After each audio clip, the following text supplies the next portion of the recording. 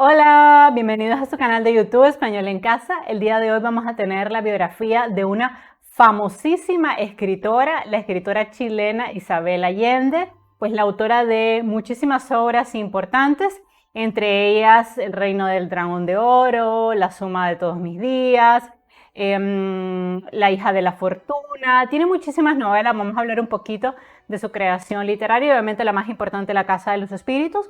Vamos a estar también hablando de los secretos que hay tras esta famosísima e importantísima escritora, porque bueno, como ustedes saben, en este segmento de chismes de escritores, nosotros contamos todo lo que los demás no les quieren decir, con el objetivo de humanizar a todos estos escritores. Esto no es para criticarla, para decir hizo esto mal, esto bien, sino simplemente para que ustedes vean que detrás de todo buen escritor o escritora también hay secretos ocultos. Entre ellos, que no sé si ustedes lo saben, que Isabel Allende abandonó a sus hijos cuando ellos estaban muy pequeños porque ella se enamoró de un cantautor y se fue siguiéndolo a otro país, ¿no? También Isabel perdió desafortunadamente a una de sus hijas, a Paula, y tiene una obra totalmente autobiográfica que se llama Paula, que sumamente les recomiendo, aunque no si están en un estado difícil de depresión, porque realmente la obra está muy fuerte y es muy cruda. También vamos a contar cómo Isabel Allende entró en el mundo del periodismo, bastante parecida a su vida a lo que pasó con García Márquez. Sin embargo, también un poco parecido a lo que le pasó a García Márquez, ella fue exitosa como periodista, pero debido al golpe de estado que se da en su país, ella tiene que salir huyendo. Y ella misma cuenta que en una ocasión ella fue a entrevistar al poeta Pablo Neruda y él le dijo: mijita, mejor dedíquese a la novela porque como periodista no tiene futuro. Y en ese sentido creo que sí tuvo razón, porque fue precisamente con sus novelas donde ella obtuvo mayor fama y reconocimiento social. Además, les recomiendo una videoserie que se conoce llamada Isabel, creo que está en Amazon Prime, muy buena. No se hizo unido con ella, o sea, fue una serie independiente, pero ella ha dicho en varias entrevistas que le gustó mucho la serie y que realmente es altamente autobiográfica. Así que si no se han suscrito a este canal, por favor suscríbanse a mi canal, regálenme un like, compartan el link de este video en sus redes sociales para que yo pueda seguir creando contenido de calidad totalmente gratis. También quisiera pedirles a todas aquellas personas que quieren donar a mi canal, que lo pueden hacer uniéndose al nivel de $2.49 al mes. Gracias, saluditos especiales a Janet, El Planeta de Abraham, Plantas y Más, a Rodolfo, a Noé, a Miguel, a Hipólito, a Orlando, a Onida, a Arelis Pichardo y a Verónica. A todos ustedes que envían su donativo todos los meses de manera desinteresada, gracias. También recordarles que si desean contratarme como tutora personalizada, tengo diferentes niveles de membresía en mi canal, desde $99.99 hasta $399.99, en dependencia de la cantidad de horas que ustedes necesiten a la semana para completar un curso de literatura, de poesía, de análisis de textos, de ensayo, de análisis crítico, edición de textos, creación de poemas o microrrelatos, apoyo en la elaboración de tesis o cualquier tema que ustedes necesiten reforzar conmigo. Así que lo único que tienen que hacer es irse al lado del botón suscribirme, seleccionar unirme y ahí hacer el paso en el nivel de membresía que te conviene. Bueno, entonces vamos a iniciar con la vida de Isabel Allende. Recuerden que a la hora de hacer un ensayo biográfico es importante organizar la información en título, introducción, desarrollo, conclusión y lista de referencias. Y vamos a buscarle un título atractivo que podría ser este: Isabel Allende, la escritora y la mujer que abandonó a sus hijos por amor. Porque efectivamente así fue. Vamos a ver en la introducción qué información vamos a dar de ella. Isabel Allende es la escritora más comercial en lengua hispana en la actualidad, la escritora viva, ¿no? Porque el más leído y vendido es Gabriel García Márquez, pero viva, ella es la escritora más comercial en este momento. Ha vendido 70 millones de libros y estos han sido traducidos en 42 idiomas. Nació en Lima, pero fue criada en Chile. Su padre la abandonó cuando ella era muy pequeña. Así que Isabel tuvo a su abuelo y a su padrastro como figuras paternas. Vamos a hablar un poco de las carencias con las que nació y creció Isabel. Se casó en 3 ocasiones y enfrentó lo que ella llama el dolor más antiguo de la humanidad, cuando su hija Paula murió de porfiria con tan solo 28 años. Isabel Allende vivió la dictadura militar de Pinochet en Chile y vivió exiliada en Venezuela durante más de 13 años. Abandonó a sus hijos durante un año cuando se escapó con uno de sus amantes, pero volvió arrepentida de su decisión. Su vida es sin duda la de una rebelde, la de una mujer que se resistió a vivir a la sombra de su marido y que logró lo que muchas mujeres ansían, la independencia económica con su trabajo como escritora, que no es poca cosa. Su vida ha sido llevada a la pantalla chica en la plataforma de Amazon Prime en una miniserie llamada Isabel, que se las recomiendo enormemente. Entonces, en la introducción que hemos hecho, hemos picado la curiosidad, hemos dado algunos datos importantes, relevantes, y ahora en el desarrollo vamos a ampliar todos esos hints, ¿no?, que dimos en la introducción. Isabel Allende nació en Lima, mientras su padre ejercía como secretario de la Embajada de Chile en Perú, y es la mayor de los 3 hijos del matrimonio. Sus hermanos menores son Juan y Francisco. Fue hija del diplomático Tomás Allende Pese, primo hermano de Salvador Allende, presidente de Chile entre 1970 y 1973, y de Francisca Llona Barros. Isabel Allende tiene ascendencia española por parte paterna y portuguesa y española por parte materna. Entonces, en este sentido, también es importante hacer la distinción porque mucha gente cree que Isabel Allende es hija de Salvador Allende y no, en realidad ese era su tío.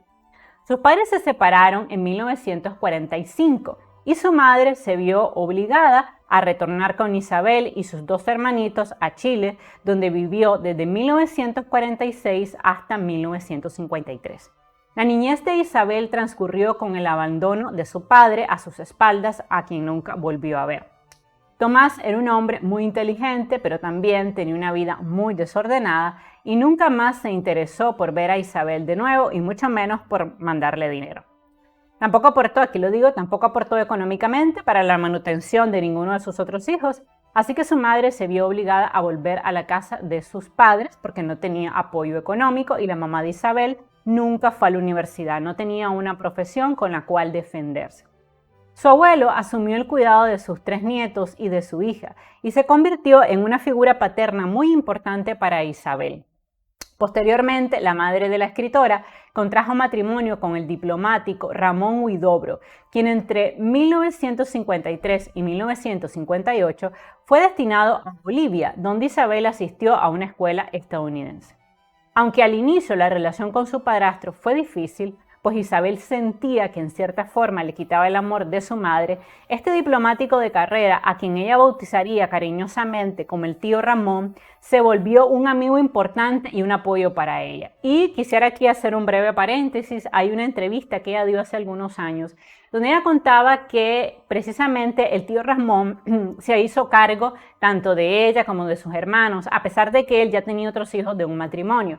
Y que cuando él estaba en algún viaje por cuerpo diplomático, él agarraba su dinero y lo distribuía en varios sobres. Y parte de esos sobres iban a los hijos de su primer matrimonio y los otros sobres se lo entregaba a la mamá de Isabel con el nombre de cada uno de ellos. Entonces, esto me pareció importante porque a pesar de que ella la abandona a su padre biológico, no le daba cariño ni dinero, la verdad es que su padrastro sí se encargó de proveerle a ella y a todos sus hermanos. Y eso me pareció importante porque pues no todas las niñas tienen la suerte de tener un padrastro responsable. No voy a decir generoso porque incluso ella cuenta que en la casa no tenían ningún tipo de lujos porque el sueldo del tío Ramón se le iba en los hijos que ya él tenía y en Isabel y en sus hermanos.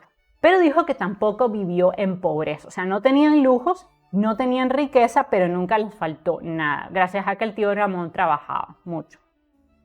Pero obviamente fueron años complicados para Isabel, quien se mostraba rebelde ante el influjo de este hombre que ella sentía ajeno, y lo vemos muy bien retratado en la serie, pero con paciencia y cariño él se la fue ganando. La infancia de Isabel transcurrió gran parte del tiempo con su abuelo materno, al que llamaba el Tata, ya que debido al trabajo de su padrastro, su madre, ambos viajaban constantemente. Fue en la casa del Tata que Isabel escuchó las historias de muertos y aparecidos que inspirarían, sin ella saberlo, años después, su obra más importante, La Casa de los Espíritus. El abuelo de Isabel era muy estricto y exigente con ella, pero también era fuente inagotable de historias que colmaron el universo de Isabel con historias de fantasmas y espíritus. La abuela de Isabel había muerto hacía mucho tiempo, por lo que su abuelo vivía un riguroso duelo. Por eso en la casa no había música, ni fiestas, ni algarabía. Cuando ella cuenta la época de su infancia, lo que más recuerda son los libros, porque el tata tenía una gran biblioteca y también su padre, lo único probablemente que le dejó, fueron varios de sus libros. Entonces ella se dedicaba a leer. Tuvo una niñez solitaria, triste por este tema de que no estaba el papá. Ella preguntaba mucho por el papá. La mamá viajaba mucho con el tío Ramón y pues eso a ella le molestaba, ¿no? Pero bueno, además, como les decía, su abuelito pues estaba en duelo, de hecho ese duelo nunca lo abandonó, siempre se vestía de negro, entonces no permitía que en la casa hubiera ruidos, no permitía que Isabel corriera, en ese sentido bastante diferente a la vida de Gabriel García Márquez, donde era lo opuesto. O sea, sus abuelos eran relajo, lo hacían hacer lo que él quería, él podía correr, gritar en la casa, agarrar lo que quisiera. Pues el caso de Isabel fue diferente porque a su abuelo no le gustaba el ruido, sí era un tata cariñoso, ¿okay? Le contaba historias, le leía cuentos, además fue un referente importante para ella, pero pues era también muy estricto.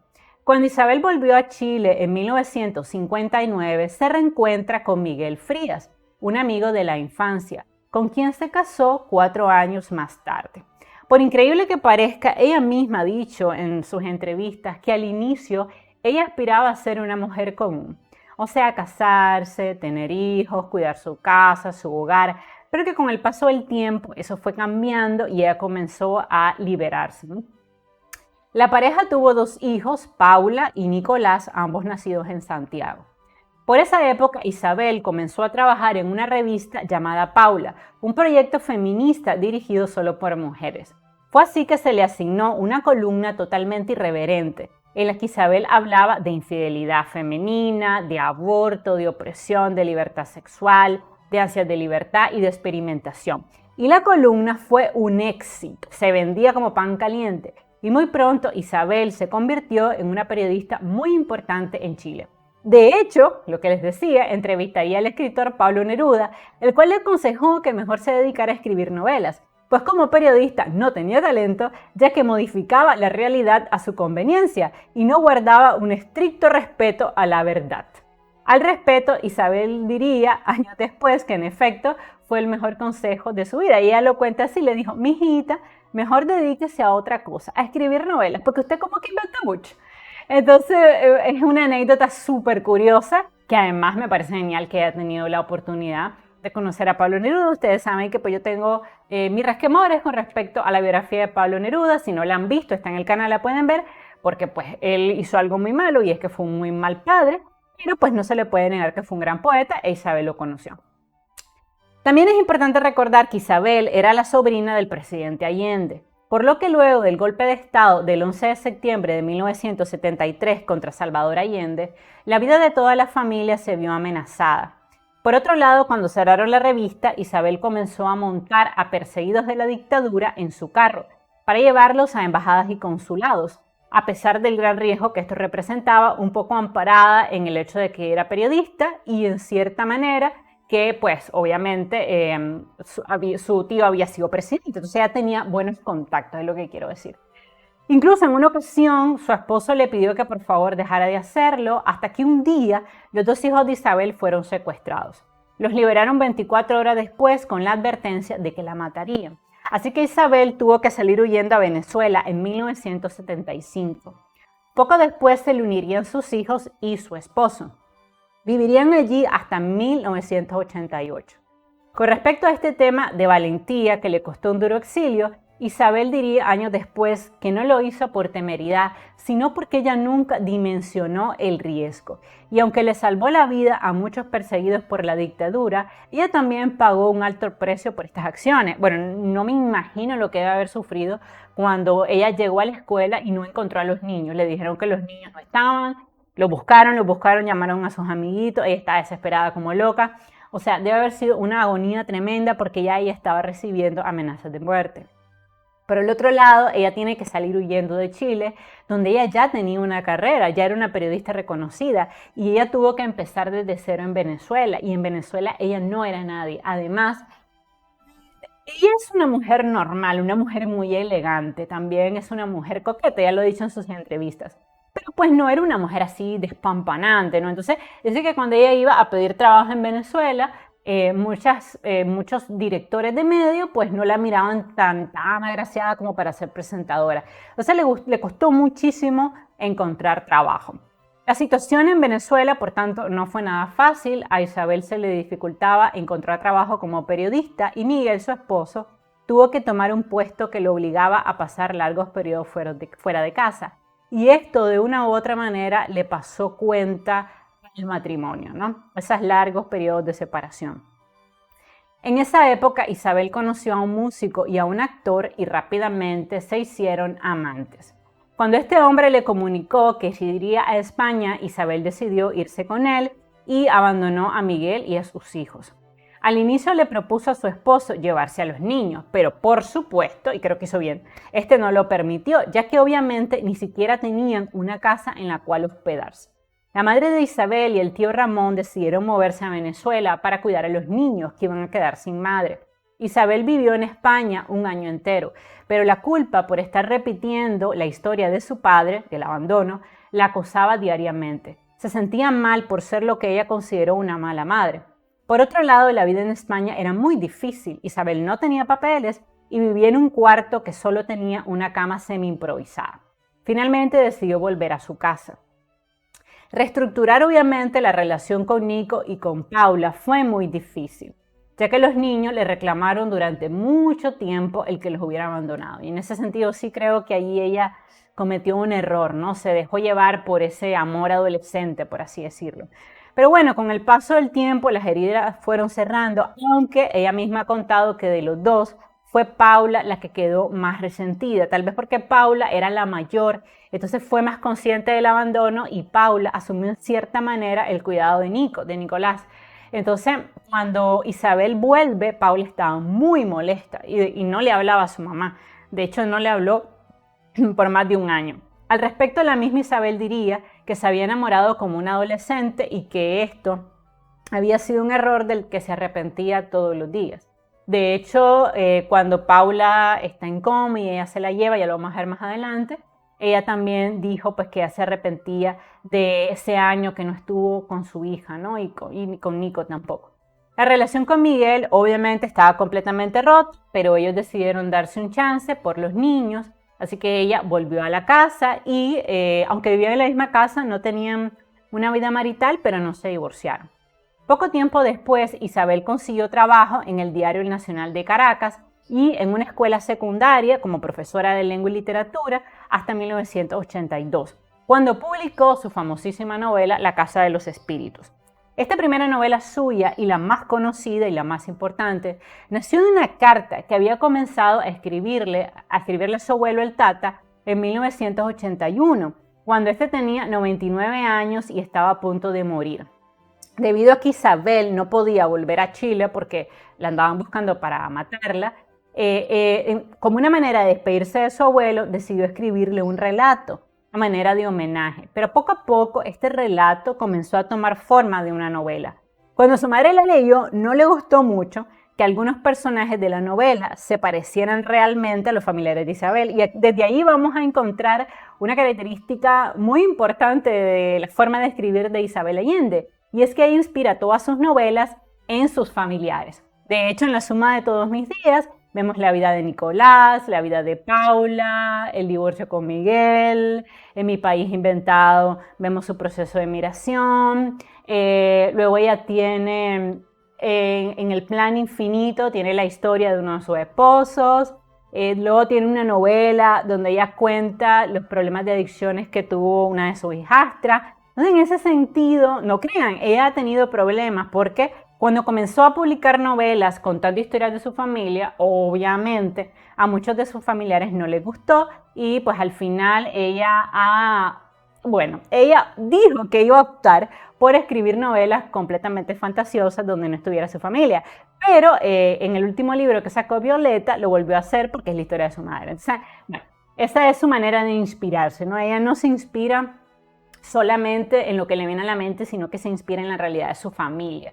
Y bueno, yo entiendo que eso es difícil para las personas que les gusta su privacidad. Así que pues no me gustaría ser ni la hija ni la hermana de Isabel Allende porque me sacaría todos los trapitos sucios, ¿no? Entonces resulta que, bueno, cuando la mamá lee la novela no le gusta, no es parecido enorme con la realidad y además le dice que había retratado a su abuelo como un monstruo y que contaba muchos secretos familiares. Sin embargo, también le prometió que la apoyaría en la publicación y la novela fue un éxito total. Vendió más de 51 millones de ejemplares y fue traducida a 27 idiomas. Este éxito también fue importante para que Isabel decidiera volcarse de lleno a escribir. Renunció a su trabajo en el colegio y tomó la decisión de convertirse en escritora a tiempo completo. Pero tal como ella confesaría, no fue un paso fácil, ya que en ese momento no había muchos referentes femeninos vivos en el área de la escritura. Ella realmente no se sentía una verdadera escritora y le tomó tiempo ganar confianza en sus propias capacidades. Y aquí me parece mentira, ¿no? Que Isabel Allende dudara de su habilidad para crear las más impresionantes historias, pero realmente lo hizo. O sea, al igual que lo hizo Gabo en su momento, cuando le dijeron que Los Hojarasca era un pésimo libro, y él valoró la posibilidad de dejar de escribir, pues también Isabel tuvo momentos en que dudó de su habilidad como escritora. Además, su trabajo recibía muchas veces críticas porque algunas personas consideraban que ella creaba novelas comerciales para mujeres. Y en este sentido, sí es cierto que algunas de las novelas de Isabel Allende apuntan sobre todo a un público femenino. Tenemos el caso de Eva Luna, tenemos el caso de La hija de la fortuna. Y sí, hay una cierta tendencia a eso y hay algunas novelas de ella que son muy comerciales, como El reino del dragón de oro o El zorro. Realmente ninguna de estas novelas me gustaron porque les sentí eso, ¿no? Muy comerciales, ¿no?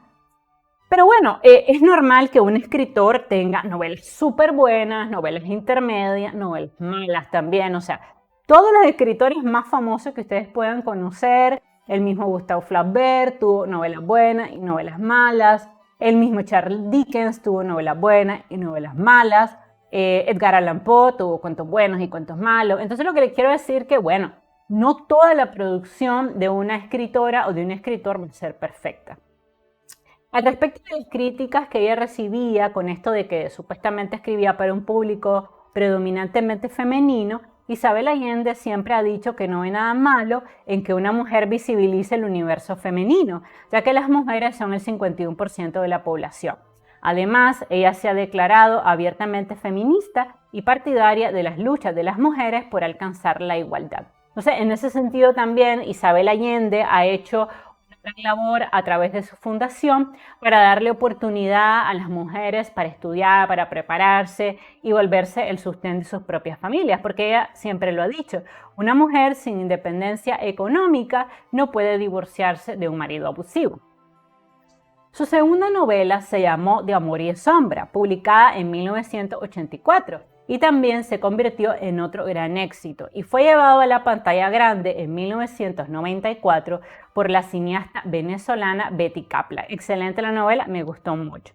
De todas, realmente creo que la mejor de sus novelas sí es la que la catapultó a la fama. O sea, realmente La Casa de los Espíritus es una novela con una trama fantástica, con personajes maravillosos, pero ella ha seguido escribiendo. Sin embargo, creo que ninguna de sus novelas posteriores le ha llegado a esa primera novela. No obstante, se las recomiendo, como les digo.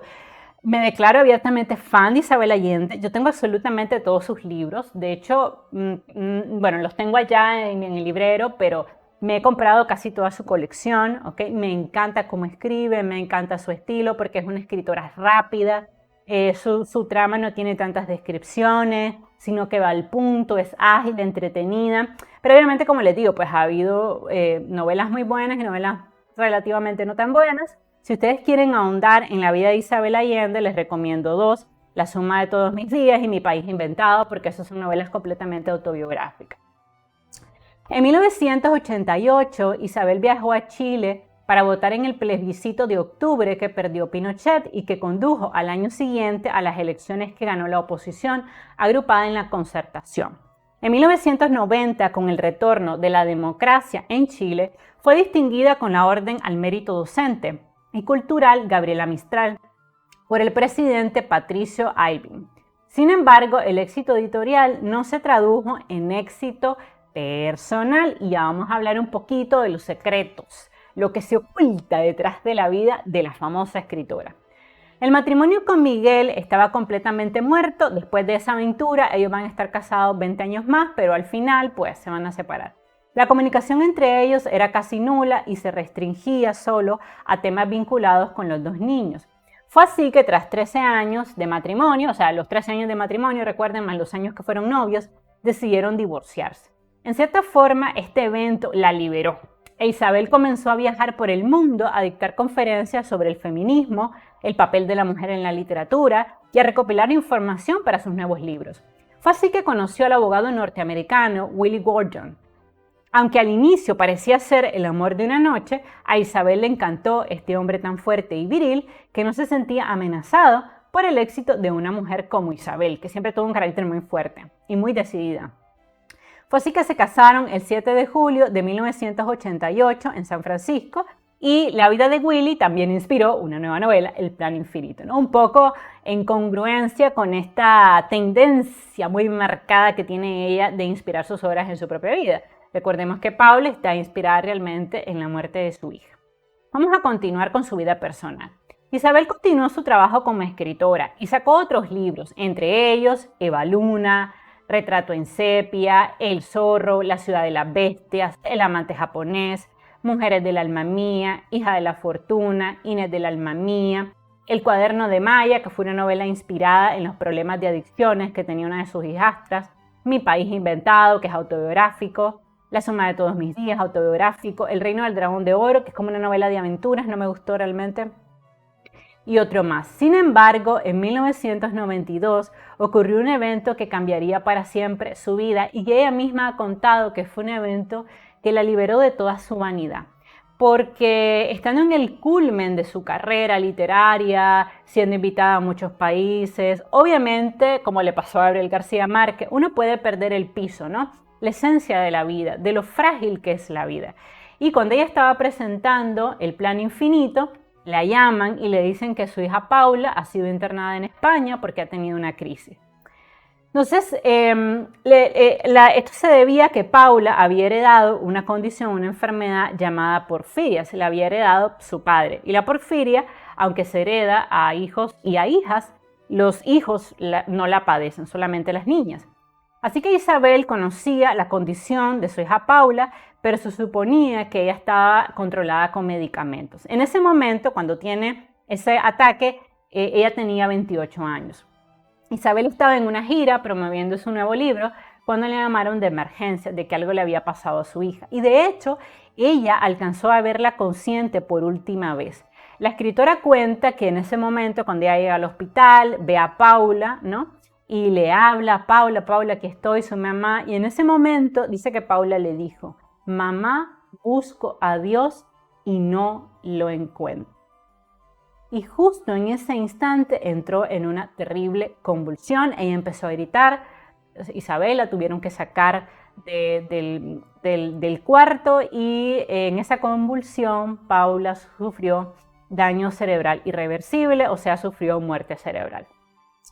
Los médicos en España le sugirieron que desconectaran a Paula o que la ingresaran en un centro de cuidados especiales permanentes, porque ella nunca más, y qué duro de haber sido esto, que ella nunca más iba a volver a hablar, no iba a volver a caminar, no iba a poder comer sola, ni ir al baño, que ella jamás iba a poder levantar de la cama, ¿no? Iba a estar como un vegetal. Pero en ese momento Isabel pensó que lo mejor que podía hacer por Paula era llevársela en un avión privado a los Estados Unidos e instaló como una especie de mini hospital, ¿no? De emergencia en el avión y la transfirieron a los Estados Unidos, ella con la esperanza de que con todo el dinero que ella tenía pudiera salvarla. Y una de las cosas que ella ha dicho en entrevista y de ser fuertísimo, ¿no? Es que ella dice que esto que le pasó a Paula la despojó de toda vanidad, porque en ese momento ella se dio cuenta que ni con todo el dinero del mundo ella iba a poder salvar a su hija, y que eso fue como un golpe de realidad y un dolor muy fuerte en el corazón. Sin embargo, esta decisión de llevarse a Paula a los Estados Unidos, y hay que decirlo como es, no fue del agrado del esposo de Paula, porque ella había dejado un testamento con la decisión expresa de no ser conectada a una vida artificial si alguna vez su condición lo requería. Como ella sabía que tenía porfiria, había tenido ya ataques, era una posibilidad de que en algún momento ella quedara en esa condición. Entonces deja en su testamento expresamente que por favor no la mantengan viva de manera artificial. Y esto provocó un pleito legal entre Isabel y su yerno. Y al final Isabel ganó la custodia de su hija y ella prolongó su vida durante muchos años más, siempre con la esperanza de que un milagro la ayudara a despertar. Obviamente el esposo de Paula la iba a ver, estaba con ella, incluso le dijo de que cualquier cosa que ella necesitara pues contara con él, pero obviamente yo entiendo a Isabel y también entiendo al esposo de Paula, que si mal no recuerdo se llamaba Ernesto, porque imagínense una madre, o sea, que guarda la esperanza de que su hija en algún momento despierte o que algún adelanto médico se la devuelva. Y del otro lado vemos al esposo que tiene el testamento y que está diciendo, pero no es esto lo que yo hubiera querido, ¿no? Y en ese sentido creo que no era lo que Paula hubiera querido. Vivir así conectada, sin poder ir al baño, sin poder hablar, o sea, como en un sueño permanente, en un sueño perpetuo. Bueno, cuando se lleva a Paula a los Estados Unidos, Isabel instaló en su casa una sala de hospital con una enfermera permanente y recurrió a la medicina alternativa con la esperanza de sacar a Paula del coma, pero por desgracia eso nunca sucedió. En esa época, y como una forma de paliar este dolor, comenzó a escribir uno de sus libros más personales y dolorosos que se llama Paula.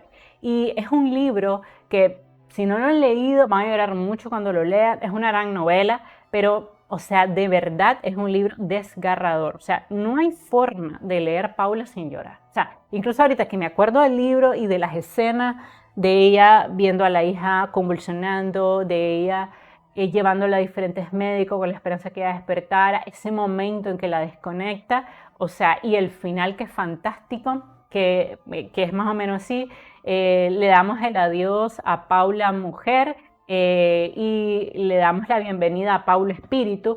Realmente es una novela extraordinariamente triste.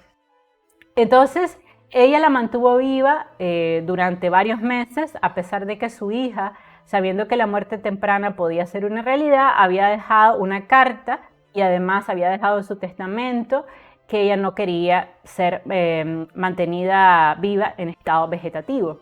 El hermano de Paula, su padre Miguel y su esposo Ernesto se opusieron a prolongarle la vida en estas condiciones, pero obviamente Isabel se aferraba a la esperanza, ¿no? Ella misma lo ha dicho, o sea, yo me aferraba a que hubiera un milagro, que un día ella despertara, hablara, me dijera mamá, o sea, guardaba la esperanza. Y Isabel la bañaba, le hacía la fisioterapia, estaba con ella casi de día o noche. No me imagino lo desgastante que debe haber sido, porque estar con un familiar en esas condiciones, que tú sabes que no puede hablar, que puede entrar en convulsión en cualquier momento, que hay que alimentarla parenteralmente porque ella no abría la boca ni nada, entonces había que darle comida parenteral, es muy difícil y muy desgastante para los cuidadores. En ese año, por supuesto, Isabel canceló toda su gira, vivía siempre en su casa, ahí estaba con su esposo también, el norteamericano, y obviamente pues tuvo mucho el apoyo de su mamá, de la abuela de Paula, que también la acompañó. Ella misma dijo que sin el apoyo de su madre, quién sabe si lo hubiera logrado, porque emocionalmente es un dolor desgastante. Incluso ella cuenta que hubo un momento en que ella se dio cuenta que tenía que desconectar a Paula, que ya no era viable aquello, porque recuerden que cuando un paciente está conectado a las máquinas, le empiezan a salir escaras, llagas, y eso, como está acostado tanto tiempo, hay sudor ahí, entonces es muy difícil, obviamente, de evitar. Y entonces dice que ella un día se dio cuenta que ya no era factible y en la cocina comenzó a gritar, a gritar, a gritar, a gritar, a gritar, a gritar. Y ese fue un grito, el grito de dolor más profundo que ella ha tenido. Fue como ella lo cuenta, ¿no? Como darse cuenta de que ya había llegado el momento de desconectarla fue para ella sumamente doloroso. No me imagino porque no tengo hijos, pero el que me está viendo que tenga hijos, que tenga hijas, ya sea mamá o papá, y que sabe lo valioso que es un hijo, debe más o menos entender el dolor que ella sintió, ¿no? Y en ese grito que ella dio, y fue después de eso que decidió desconectarla.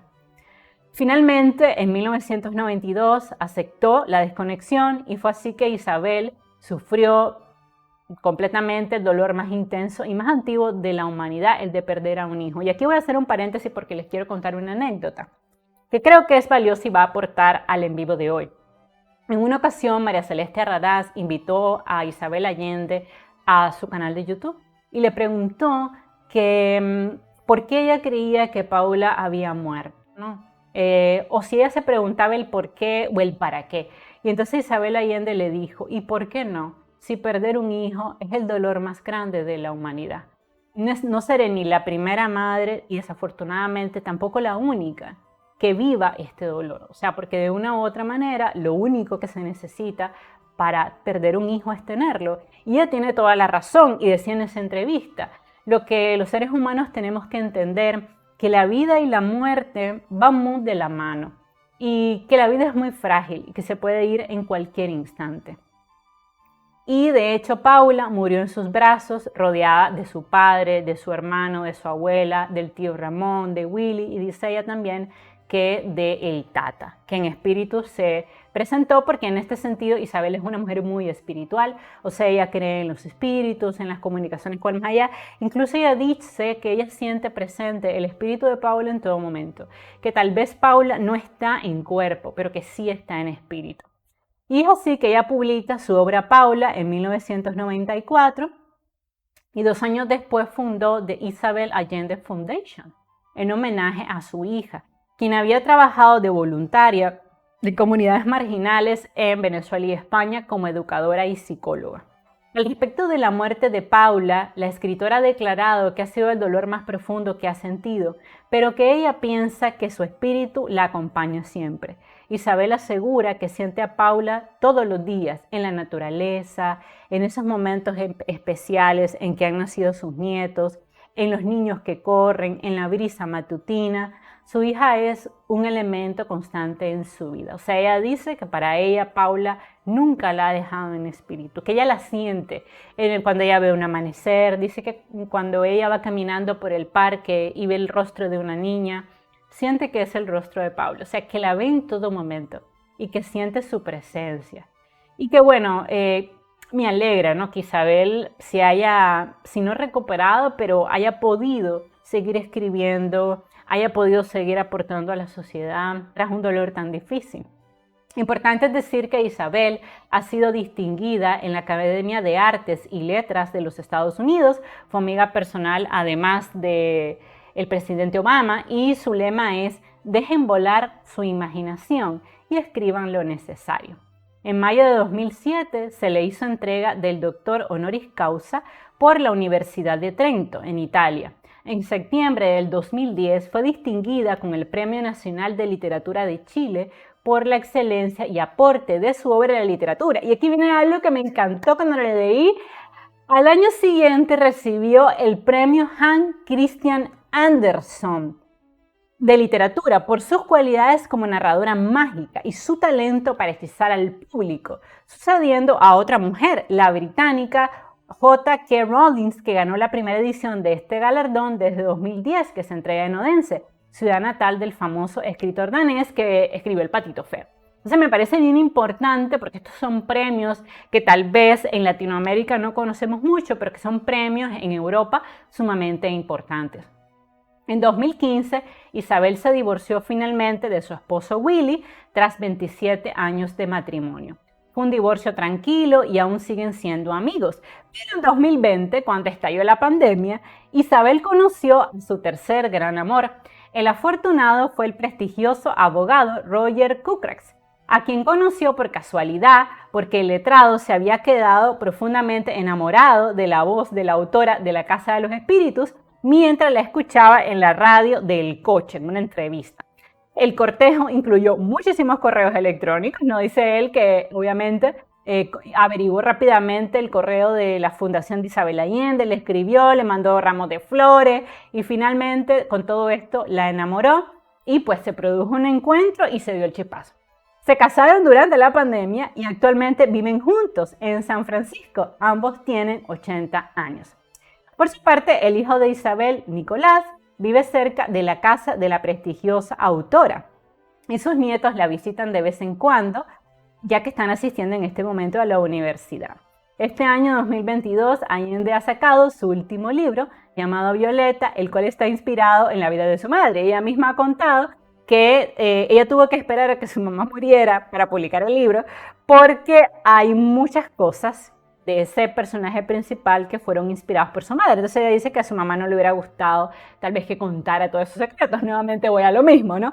Isabel Allende siempre hace uso de sus historias familiares para contar su obra y como eso a veces a la gente no le gusta, entonces ella decidió esperar a que su mamá falleciera. También ha contado que con su mamá tuvo una relación súper cercana. De hecho, Violeta nace de las cartas que ellas se dirigían porque como Isabel se tiene que ir a vivir a Venezuela, entonces ella empezó a cartearse con su mamá, ¿no? Y cada una se contaba su vida. En ese tiempo, ustedes saben, no había correo electrónico, no había redes sociales, no había WhatsApp. Entonces, además las cartas demoraban mucho en llegar. Entonces, las cartas eran como mametretos enormes, donde todas se contaban su vida, ¿no?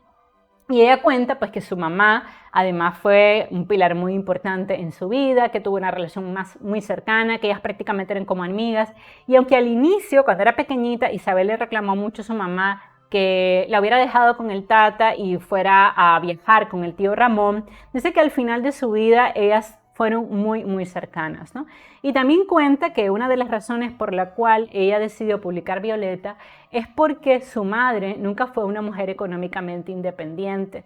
Entonces ella quería reflejar esto en el libro de Violeta, reflejar lo importante que es para una mujer tener independencia económica, porque cuando uno tiene independencia económica, no tiene que estar con un hombre sin amor, no tiene que soportar abusos, maltratos, y que en ese sentido su mamá pues nunca recibió una educación privilegiada que le permitiera mantenerse por sí sola, ¿no? Entonces, un poco que esto inspiró el libro.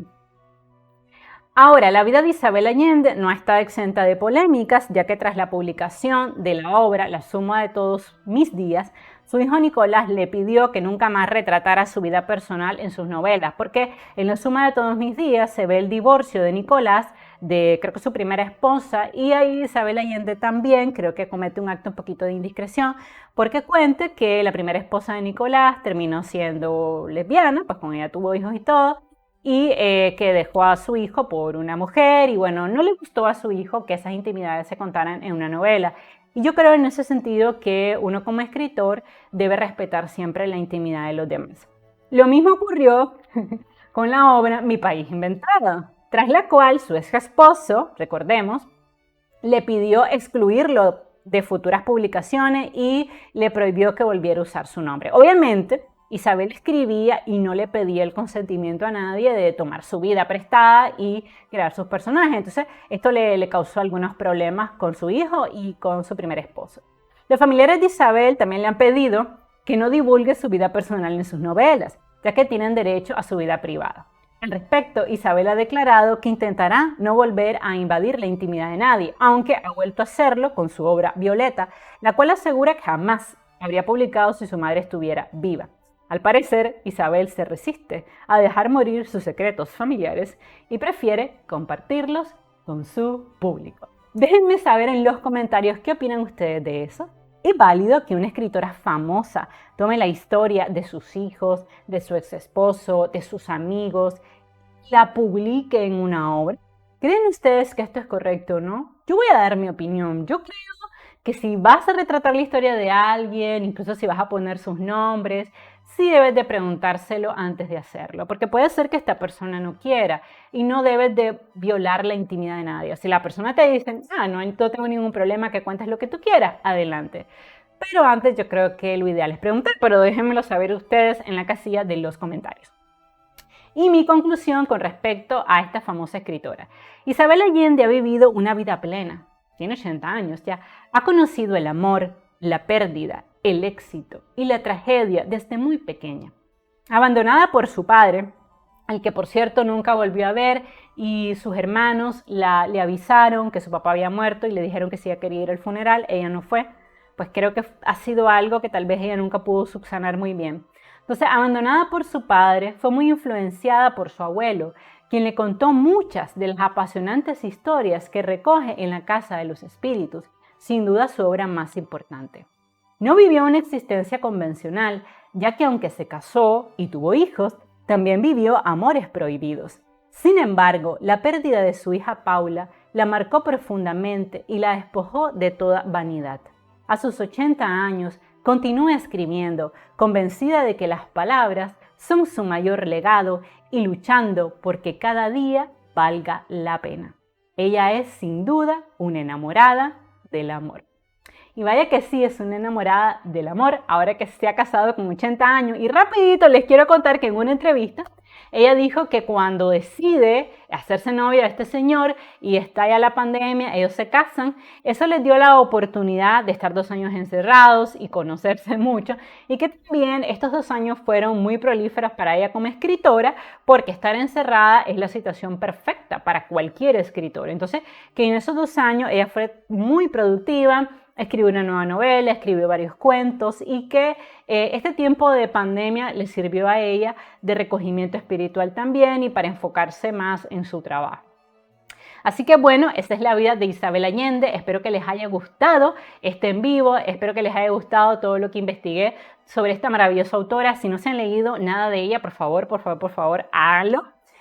Obviamente, La Casa de los Espíritus es la mejor. Recuerden que La Casa de los Espíritus tiene una película excelente producida en Hollywood, por la cual ella obviamente cobró millones, y está excelente, es con Winona Ryder y con Antonio Banderas. Se la súper recomiendo, y con Meryl Streep. Está excelente la película, pero obviamente ninguna película, por buena que esté, logra reflejar la magnitud del libro. Entonces el libro está buenísimo. Ahora, además de La Casa de los Espíritus, Retrato en Sepia me gustó, Hija de la Fortuna me gustó mucho, Como le dio la suma de todo mi día en mi país inventado me gustó, porque, bueno, me dio como el insight de Isabel Allende, ¿no? Me contó de dónde viene, quiénes son sus familiares, cómo fue la relación con su esposo, con sus hijos. Entonces también, si ustedes tienen curiosidad sobre la vida de la autora, estas obras son valiosas. Y bueno, si lo que les gusta es el género de la aventura, está El Zorro, está Cuaderno de Maya, está El Reino del Dragón de Oro, novelas que en lo personal no me gustaron, y lo tengo que decir abiertamente, pero pues si les gusta el género de la aventura, podría ser que esta fuera una buena opción para ustedes. Bueno, los quiero mucho, les mando un beso, un abrazo, los invito por favor a suscribirse a mi canal, darme un like, compartir el link de este video en sus redes sociales, y no olvides dejarme saber en la casilla de los comentarios cuál es tu libro favorito de Isabel Allende. Los quiero, bye bye.